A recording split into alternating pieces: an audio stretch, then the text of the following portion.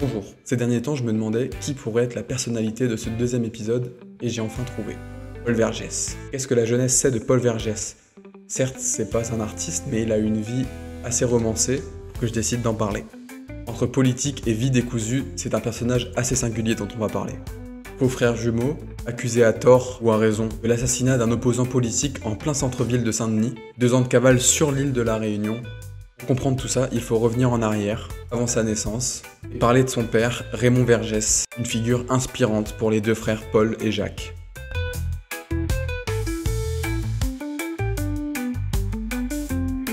Raymond Vergès, le père de Paul, est né en 1882 à Saint-Denis, à La Réunion, et il a étudié au lycée Lecomte de Lille. Ensuite, il a fait des études d'ingénieur avant d'aller habiter en Chine. Il revient en France pour être ingénieur agronome, il repart encore en Chine, il revient encore en France faire une école de médecine, puis éclate la guerre 14-18, Raymond participe à ces 4 ans de guerre. Après ça, il repart en Asie, il va être professeur à Shanghai, puis il va en Indochine pour être médecin. Il est nommé consul de France en Thaïlande, rien que ça, et il rencontre Pham Thi Kang, la future mère de Paul. Donc Paul naît en Thaïlande le 5 mars 1925, en même temps que Jacques, qui deviendra son jumeau. Deviendra car ils sont déclarés en tant que jumeaux, mais ne le sont pas vraiment. Alors, petite précision, je vais essayer de vous la faire courte. Raymond Vergès, avant la naissance de ses fils, était avec une autre femme. Il a trompé sa femme avec Pham Thi Kang et il a eu Jacques, son premier enfant, suite à quoi la femme de Raymond décédera. Et juste après, Paul, son deuxième fils donc, est arrivé.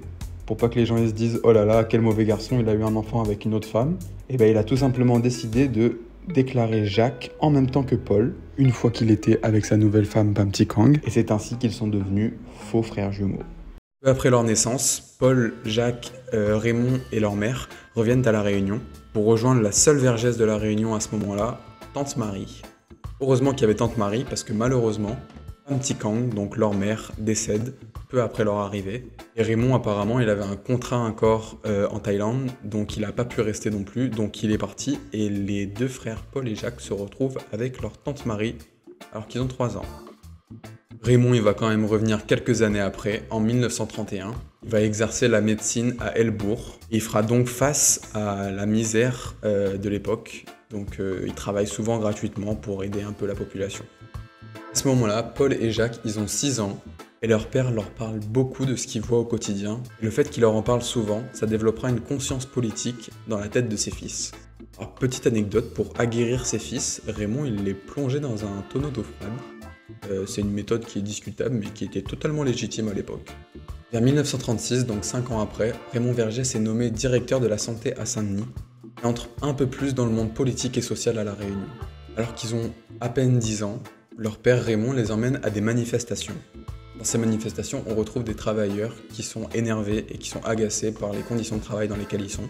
Et ça, Raymond, il le voit très très bien dans son cabinet tous les jours, donc il est très sensible à cette cause-là.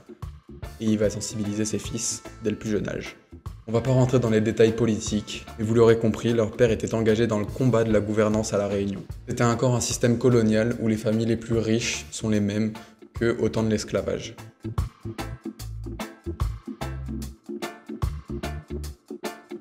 Un peu plus tard, Paul et Jacques ils vont aller au lycée, donc le même lycée que leur père, le comte de Lille à Saint-Denis. Alors ils allaient toujours aux manifestations avec leur père, et à cause de ça, ils étaient dévisagés par les autres élèves du lycée. Ils se disaient sûrement, c'est qui ces guignols qui vont manifester avec les pauvres? Oui, parce qu'il faut bien s'imaginer qu'à cette époque-là, c'est pas comme aujourd'hui où quasiment tout le monde en sortant du collège va au lycée. Il y avait quasiment, voire que des élèves des classes élevées. Vous l'aurez compris, Paul a été nourri très jeune de sujets politiques, sociaux et géopolitiques du monde grâce à son père. Il obtient donc son bac à 16 ans en même temps que Jacques, son frère. Ils vont très vite s'engager dans la Deuxième Guerre mondiale de 1939 à 1945. Pour la première fois, ils sont séparés. Jacques en infanterie et Paul chez les parachutistes.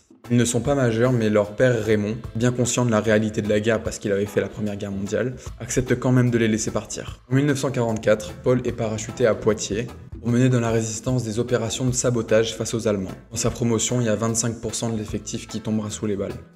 À ses 19 ans seulement, il passe officier et en fait à ce moment-là, il peut carrément faire carrière dans l'armée, mais il démissionne finalement en 1946.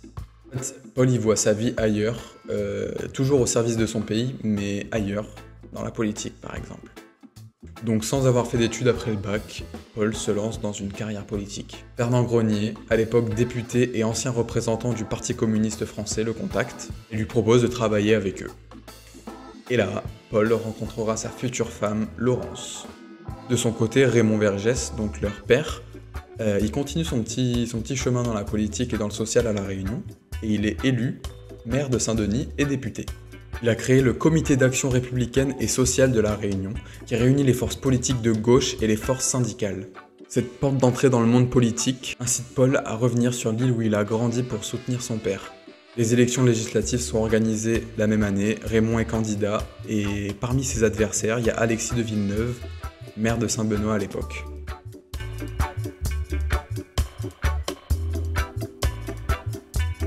Nous sommes le 23 mai 1946. Désolé pour cet arrêt sur image dégueulasse, mais c'est pas le 23 mai, c'est le 25. Une grande manifestation est organisée dans le centre-ville de Saint-Denis. La foule est houleuse, les partisans de tous les partis politiques sont là, ceux d'Alexis de Villeneuve et ceux de Raymond Vergès aussi sont là. Et au milieu de la nuée, Paul est là également. Un coup de feu retentit. Alexis de Villeneuve, opposant à Raymond Vergès, est assassiné d'une balle dans la poitrine, en plein milieu du centre-ville de Saint-Denis. Paul sera accusé d'être l'auteur de ce coup de feu, car apparemment le pistolet utilisé appartient à Raymond. On n'en sait pas plus sur cet événement assez fou, mais Paul sera arrêté 2 jours plus tard. Il sera gardé en prison quelques mois avant d'être envoyé en France pour être jugé. Donc là on pense que Paul il va prendre perpète et qu'on va jamais le revoir. Mais non, il est finalement condamné à 5 ans de prison avec sursis. Donc en gros il est libre quoi. 7 ans plus tard, le général de Gaulle l'amnistie pour son passé de résistant. L'amnistie, ça veut dire qu'en gros, c'est interdit d'écrire quelque part qu'il est coupable de ce meurtre, et donc ses accusations, elles sont suspendues. C'est assez fou cette histoire, prendre juste 5 ans de sursis pour un meurtre, et 7 ans plus tard, plus personne n'a le droit d'en parler, c'est ouf. Moi, je comprends pas. Pour refermer cette parenthèse, Paul, il dira à la fin de sa vie qu'il sait qui a tué Alexis de Villeneuve, mais il ne dira jamais son nom, par respect pour sa mémoire, parce qu'apparemment, ce monsieur est mort peu après l'assassinat d'Alexis de Villeneuve. Bref, après cette histoire, il restera à Paris et il commencera à travailler pour le Parti communiste. Il se tient à l'écart de l'île de la Réunion pour rester un peu loin de cette affaire qui ne cessera jamais de faire polémique.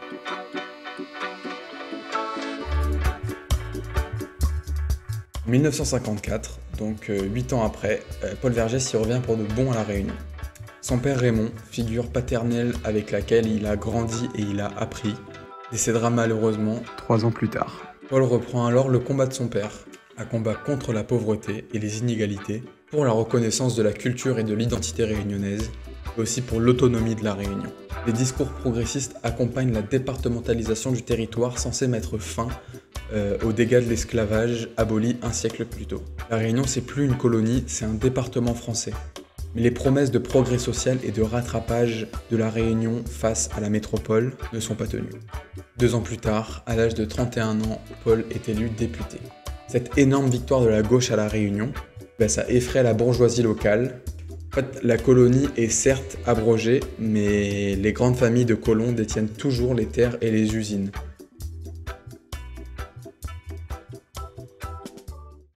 Paul Vergès lui prônait l'autonomie à La Réunion. Ce mot autonomie lui a collé à la peau parce que certains y voyaient une sorte de réclamation d'indépendance, etc. Mais c'est pas du tout ça. En fait, Paul il soutenait simplement les revendications des Réunionnais qui ne voulaient pas d'anciens colons blancs à la tête des grandes entreprises et des terrains. Les Réunionnais voulaient être autonomes dans le sens où ils voulaient décider de ce qui est bien ou pas pour leur département.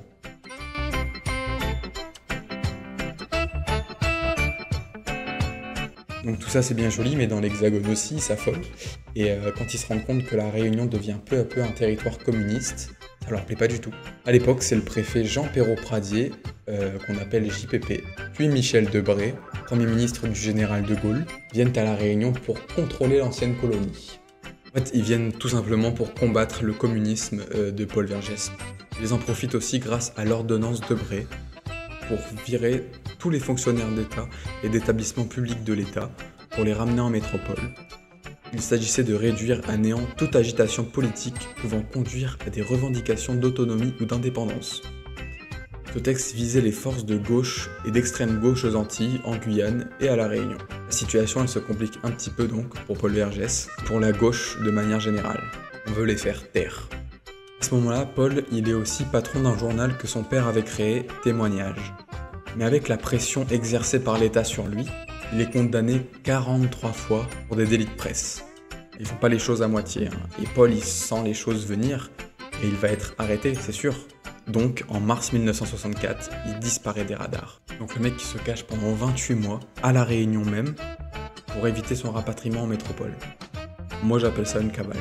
Donc pendant sa cavale, il se fait aider par ses proches bien sûr, mais il se fait surtout aider par la solidarité des Réunionnais dans les milieux populaires. Paul, il n'a pas la langue dans sa poche et pendant ces 2 ans, il va continuer à organiser des meetings où il prend la parole en public alors qu'il est recherché. Donc le 28 juillet 1965, Paul, il arrête ce petit jeu du chat et la souris et il se rend. Et là, il est envoyé en métropole pour y être jugé comme en 46. C'est reparti comme en 46. Au décollage de l'avion, il y a des milliers de gens qui sont venus voir Paul pour lui apporter son soutien et pour le saluer. Arrivé en France, Paul il est condamné à 10 ans de prison et pas du tout, il est libre et revient à La Réunion quelques jours après.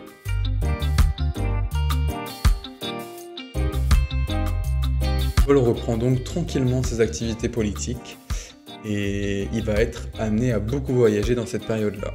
Le motif de ces voyages, c'est de rencontrer des hommes politiques de tous les autres mouvements de libération dans le monde. Il sera accueilli notamment par Fidel Castro, principal dirigeant de la révolution cubaine, mais aussi par Léonid Brejnev, un haut dirigeant russe dans les années 60-70. Ou encore Nicolas Kazescu, je crois. Non, Nicolae Kazosque. Nicolae Kezescu. Un homme d'État roumain. Petite parenthèse sur ce monsieur, on prononce Nicolae Ceausescu. En fait, c'était un dictateur. Une révolution éclate en 1989 dans son pays. Il sera jugé, puis exécuté. On saute quelques années, on est maintenant en 1986. Il est à nouveau député, 30 ans après. Il retourne donc à l'Assemblée nationale, mais pas pour longtemps car il va démissionner. Il réclame l'égalité sociale pour les départements d'outre-mer, mais il n'est pas entendu. Et attention, nouveau personnage, il va laisser sa place à Laurent Vergès, son fils. Paul, il aimait beaucoup dire « Je suis l'homme le plus souvent battu aux élections, mais aussi celui qui a occupé tous les postes ». Parce que c'est vrai que ce monsieur, pendant sa vie, a occupé beaucoup de postes politiques.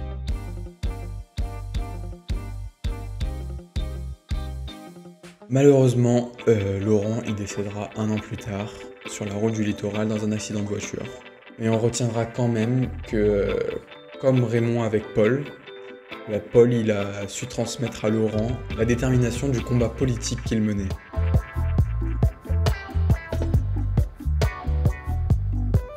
En 1987, Paul devient sénateur et propose une loi sur le réchauffement climatique.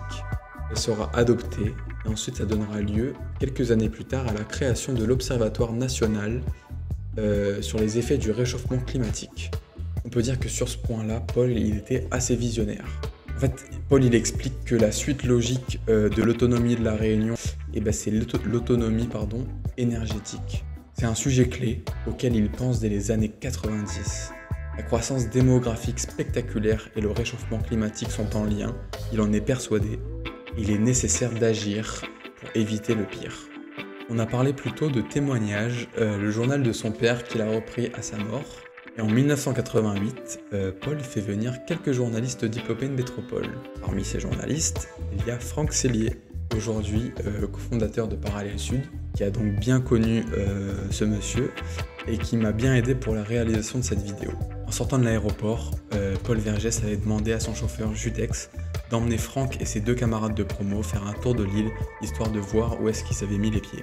Nous sommes maintenant en 1998, Paul Vergès est élu président de la région pour 12 ans, parce qu'il va être réélu en 2004. Durant ces 12 années, il n'a pas chômé Paul. Il y a eu la route des Tamarins en 2005, il y a eu de nombreux lycées qui ont vu le jour, notamment un qui porte son nom aujourd'hui. Il y a aussi beaucoup de projets liés au développement durable qui malheureusement n'ont pas vu le jour. Il parlait du tram-train, de géothermie, d'utiliser l'énergie des vagues et d'autres encore. Aussi, le Maloya a été reconnu comme patrimoine immatériel de l'humanité à l'UNESCO. C'est une première pour la Réunion, suite à quoi Paul a voulu construire la Maison des Civilisations. C'est un projet qui voulait réunir dans les Hauts-de-Saint-Paul tous les éléments de la culture et du patrimoine de l'île. C'était un projet ambitieux et assez coûteux, mais qui n'a finalement pas vu le jour avec l'élection de Didier Robert à la tête de la région.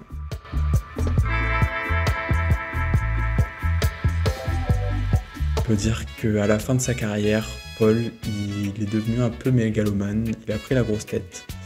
La Maison des Civilisations dont je vous ai parlé juste avant, vue du ciel, elle devait représenter ses initiales, donc PV. C'est un peu... c'est pas ouf. Enfin bref, vous l'aurez compris, Paul Vergès est un grand homme politique de la Réunion, controversé par certains et adoré par d'autres. Il a mené des combats tout au long de sa carrière pour changer le système à la Réunion, pour faire sortir la Réunion de la misère, pour la reconnaissance de la culture, pour l'identité réunionnaise ou encore de l'égalité pour tous.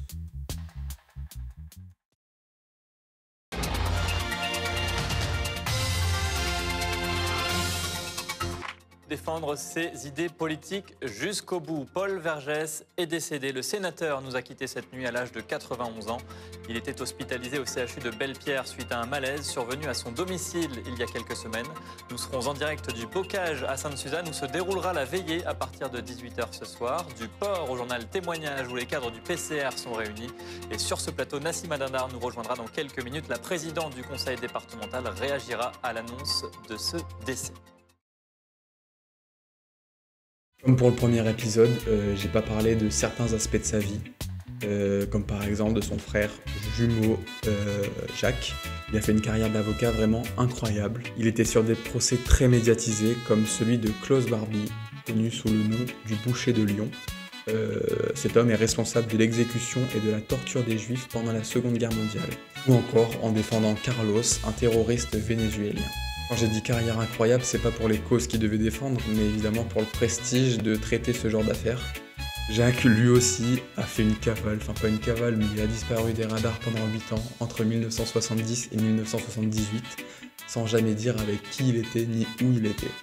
Sans trop rentrer dans les détails politiques pendant cette vidéo, on a survolé la vie de Paul Vergès, qui j'espère vous permettra, comme moi, de découvrir un peu plus ceux qui ont marqué la Réunion, sans qui cette île ne saurait peut-être pas ce qu'elle est devenue. Dites-nous en commentaire sur qui vous aimeriez un 3e épisode. C'était Étienne pour Parallèle Sud. Merci. Il va prendre la parole, nous écoutons Paul Vergès dans quelques secondes. Qui va donc ouvrir d'abord la session ordinaire. On l'écoute. Mes chers collègues, la séance est ouverte.